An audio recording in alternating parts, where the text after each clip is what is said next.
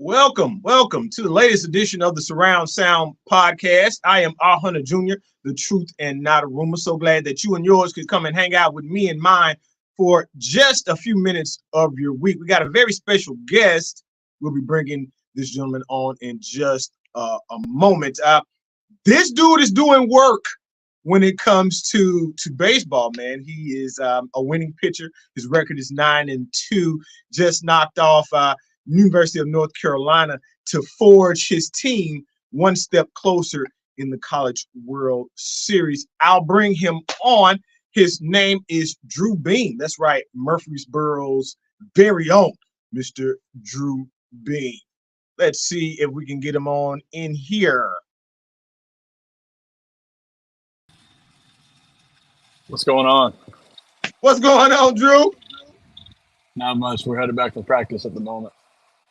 Hey, man. I do understand. Yeah, you guys got practice. You're doing a little lift session and all that. So glad that you took the time to join us. Big shout out to Sean there in the baseball information department for connecting us.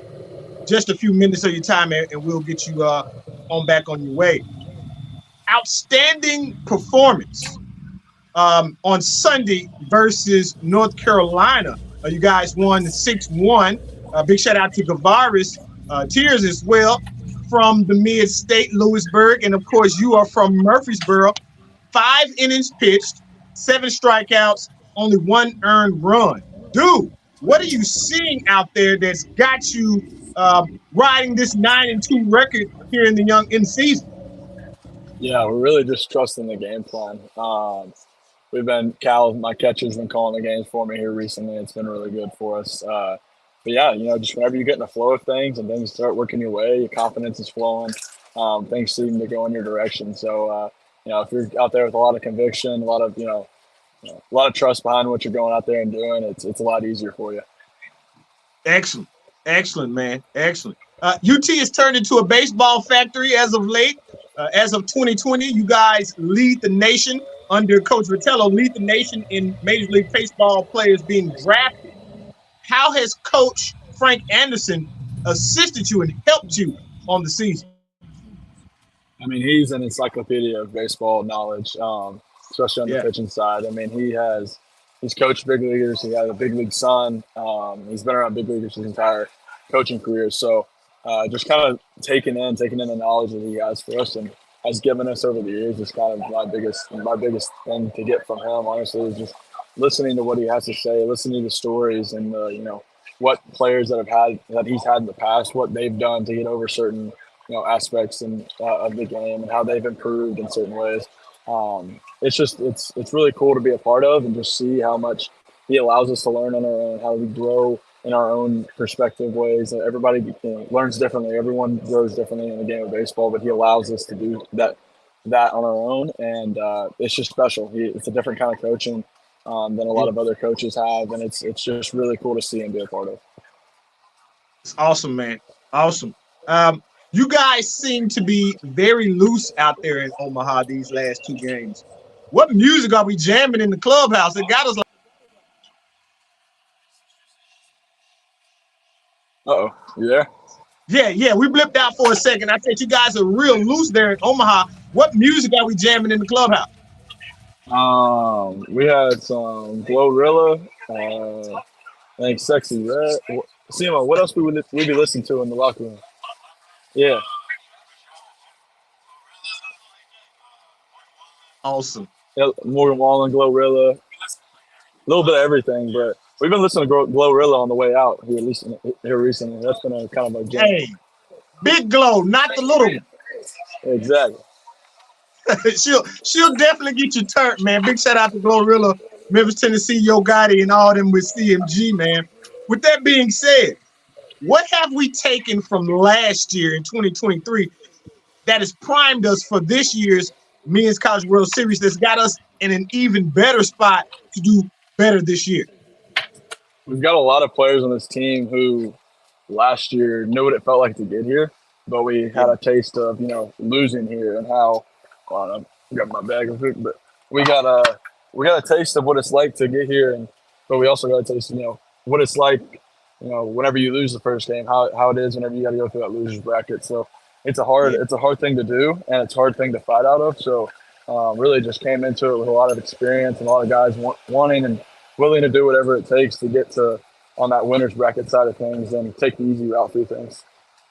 I can dig it, man. UT's offense has been very efficient, to put it mildly. Top 20 national in batting average and number one in the nation in home runs. With those bats being that hot, what is it like being on the mound? How's that making you so comfortable?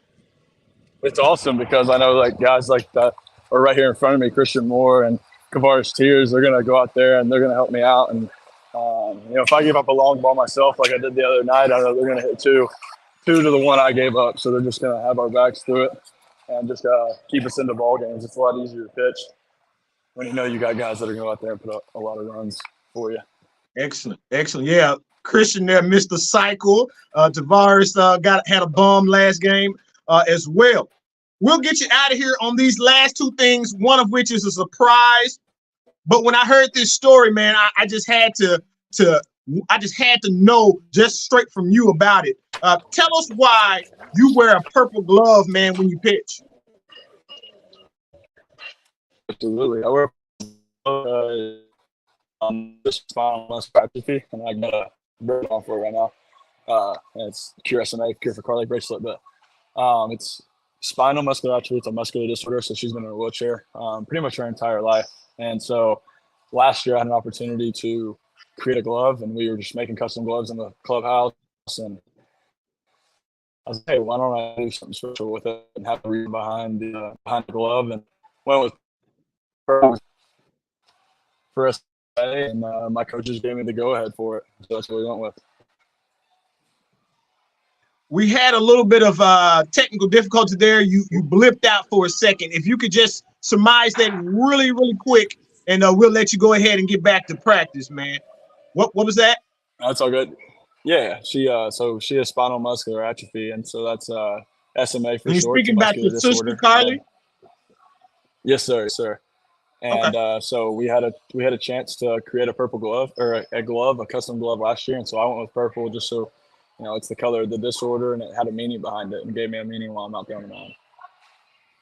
Hey, you're a good brother, man, for that, man. And last thing, bro, I understand that we have a friend in common, almost like we're on Facebook. We got a mutual, brother. You're from Murfreesboro. You're a fifth grade teacher, Miss Julia Smith Barrett, man. Hey, kick your shout out, of course, to her and to all your people down here in the borough, my guy. Dude, my people in the borough have been great. All the support that everyone's had for me after a good game, even bad, getting texts saying we got your back. I keep doing you. Yeah, everybody's just been awesome. It's awesome to see support, hold camps back home in the summer, and a bunch of kids come out and just hang out and we have a good time. So it's awesome just to see the support back home. Excellent, man. Hey, you guys bring home that ring, man. We'll see you in a couple of weeks on the parade on Rocky Top. How about it? Yes, sir. Thank you. That's the plan. All right, man. You take it easy, Drew. Thank you too, Vols.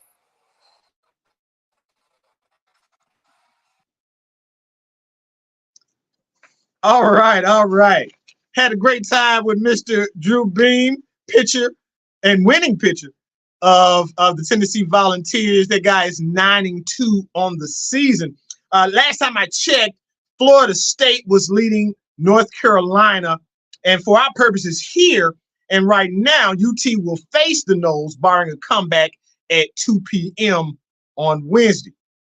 The impressive thing I've seen with the Volunteers this year is something that I noticed also with NBA champion Boston Celtics, turning a negative into a positive. Just like Boston has made the last few conference finals, the Vols have been the number one seed and have been in pole position, making the College World Series in 2021 and 2023. 2024 just might be their year. All Tennesseans should cheer for the young lads, just like Bean. He uses his platform to bring awareness is a great teammate and a model student athlete, as we just got through hearing. For everyone here at the Surround Sound Podcast, I'm R. Hunter Jr., the truth and not a rumor. And in the words of the scholar Jerry Springer, be good to yourself and each other. Go Vols.